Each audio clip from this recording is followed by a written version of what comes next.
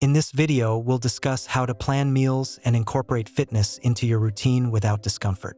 Whether you're looking to stay active or optimize your diet, these tips will help you navigate life with a stoma. Best diet and exercise practices for ostomy patients.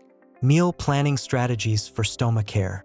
Diet and exercise with a stoma is sometimes can be a challenge. Our diets can be altered because we have a stoma, something such as an ileostomy.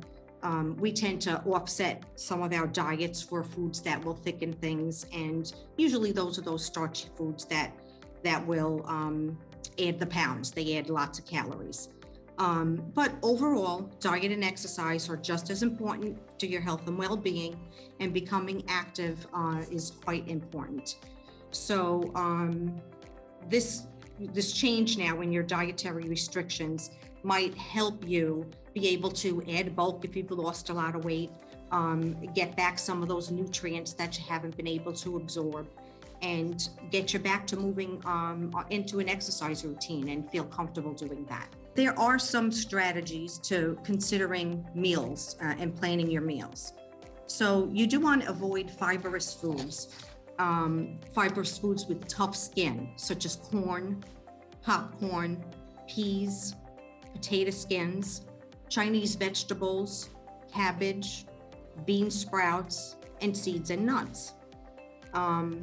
Avoid carbonated beverages because they do increase the gas.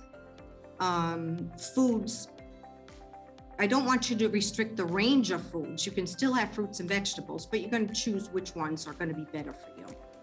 And again, foods affect people differently. So let's pay attention as you start to add those fibers back in your food.